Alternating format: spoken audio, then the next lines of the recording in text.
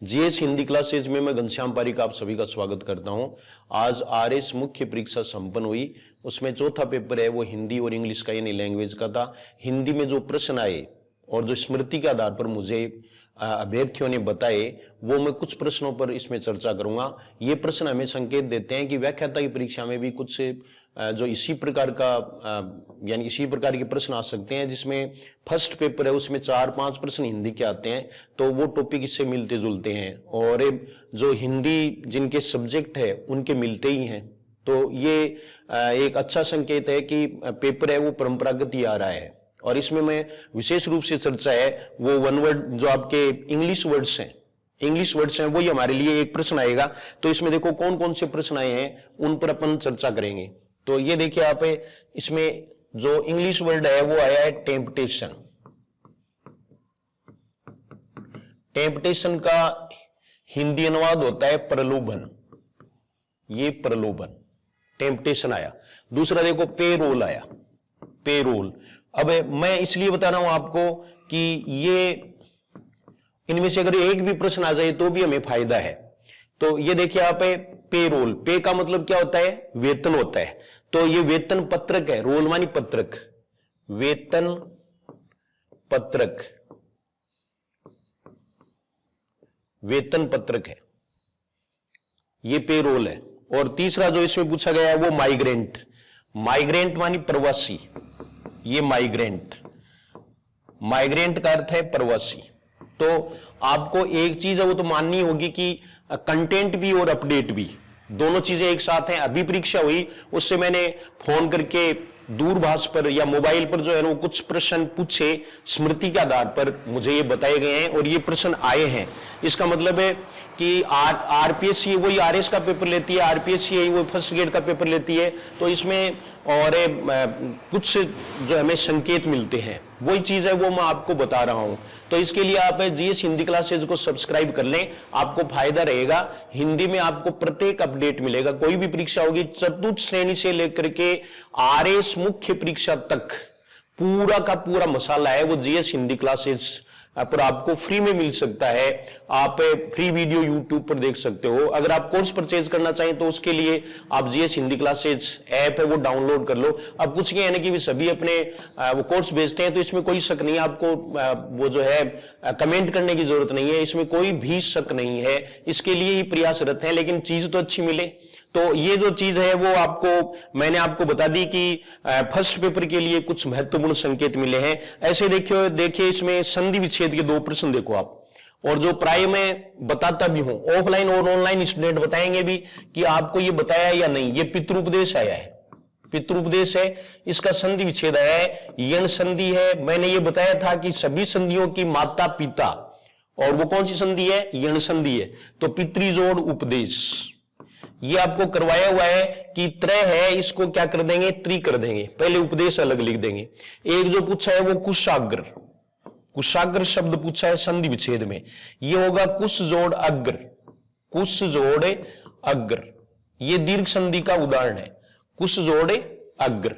इसके बाद में देखिए इसमें शुद्धिकरण में पूछा है तदुपरांत। ये हमेशा मैं आपका गलत कराता हूं और आपसे पूछता हूं कि तदोपरांत लिखो, तो आप तदोपरांत लिखते हो, तो ये तदुपरांत है, ये अभी करवाया है।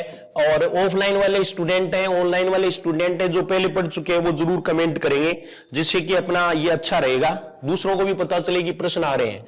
एक ये देखिए तीसरे नंबर पर ई की छोटी मात्रा विरहिणी पूछा है, ये शुद्धिकरण में पूछा है, शुद्ध लिखना पूछा है।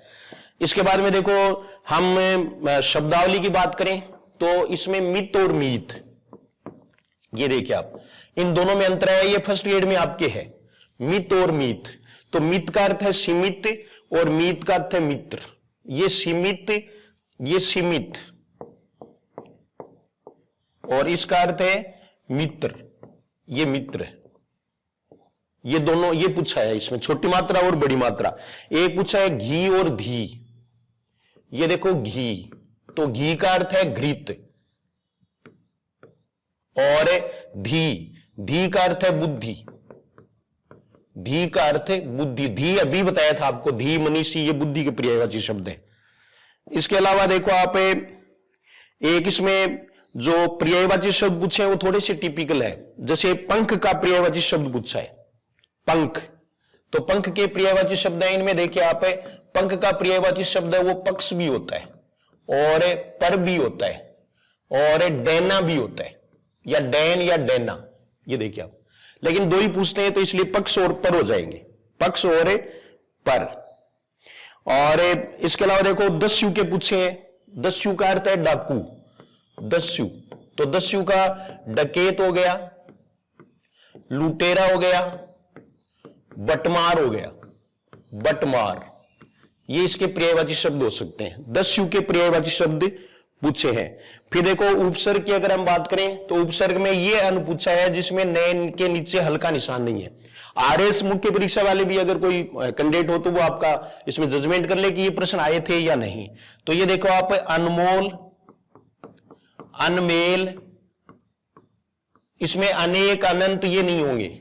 अनमोल, अनमेल, अनजान, अनपढ़, अनबन, ये जो है वो अन उपसर्ग के उदाहरण है। दो ही उदाहरण लिखने पड़ते हैं उसमें। फिर इसमें एक जो है वो उपसर्ग छांटना पूछा है, तो परिधि में उपसर्ग छांटना भी बताया था आपको। तो इसमें देखो परि, परि उपसर्ग है और धी, अवधि में अव उपसर्ग धी है वो अलग हो जाएगा, तो परिधि का पूछा है। और फिर प्रत्यय पूछा है आकू, आकू प्रत्यय पूछा, तो आकू प्रत्यय में ये देखो आप है आकू, तो आकू का क्या होगा, लड़ाकू, लड़ाकू होगा, पढ़ाकू होगा, भिड़ाकू होगा, ये तीन उदाहरण मिलते हैं आकू प्रत्यय के उदाहरण। तो ये देखो आरएस में पूछा है ये।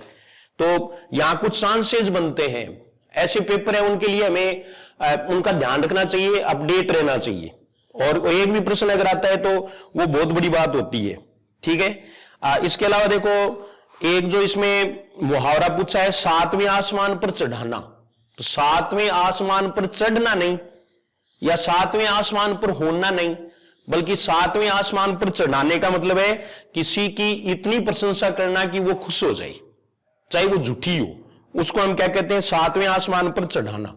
और सातवें आसमान पर होना, इसका अर्थ होता है इतराना। तो क्रिया जो है वो अर्थ को पूरा चेंज कर देती है, ये चीज आपको ध्यान में रखनी है।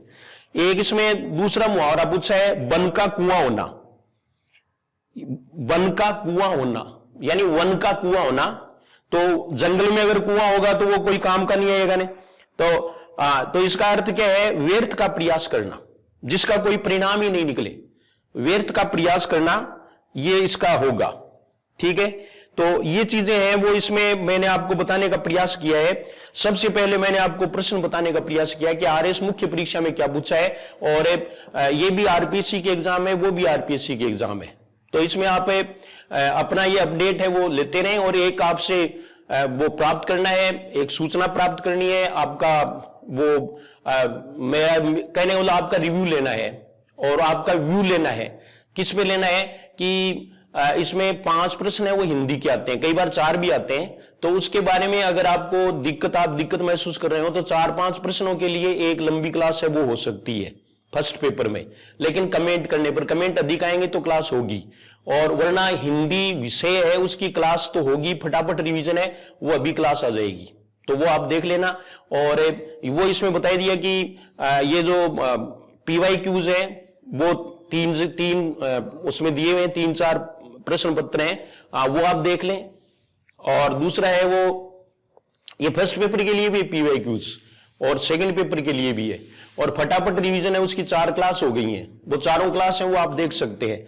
और शैक्षिक प्रबंधन है उसकी 13 क्लास हैं वो ऐप पर है, वो आप देख सकते हैं फर्स्ट पेपर के लिए, वो आपके लिए उचित रहेगा, एन वक्त पर आप इसका रिवीजन कर सकते हैं। साहित्य वाली क्लास है वो भी आप देख सकते हैं, 2 वीडियो पहले डाले हुए हैं और वो साहित्य के पूरे हैं, तो उसमें आप देख सकते हैं। तो मेरा कहने का मतलब ये है कि आपको जीएस हिंदी क्लासेस से जुड़ने से कोई भी घाटा नहीं है, आप जुड़ेंगे तो आपको निश्चित रूप से फायदा होगा, और तुरंत जो है ना कोई भी पेपर होता है उसके बारे में बताने का प्रयास किया जाता है। वैसे आपका सहयोग है वो हमेशा रहा है, और मैं आशा करता हूं कि हमेशा सहयोग है वो बना रहेगा, और आप ये फर्स्ट गेट की तैयारी में पूरी तरह से जुटे हुए होंगे और ये भी आपके लिए थोड़ा बहुत सहयोग की बात होगी, तो आप खाली समय में इस वीडियो को जरूर देख लें और इन प्रश्नों को देख लें। और भी अगर कोई प्रश्न आएगा, 2-4 दिन में ये पूरा पेपर आएगा, तो वो पूरा पेपर जिसमें एक पोर्शन होता है वो पूरा व्याकरण का होता है, तो उसमें आए हुए सभी प्रश्न है वो आपको बता दिए जाएंगे, जो ही उपलब्ध होंगे आपको बता दिए जाएंगे। Thank you very much.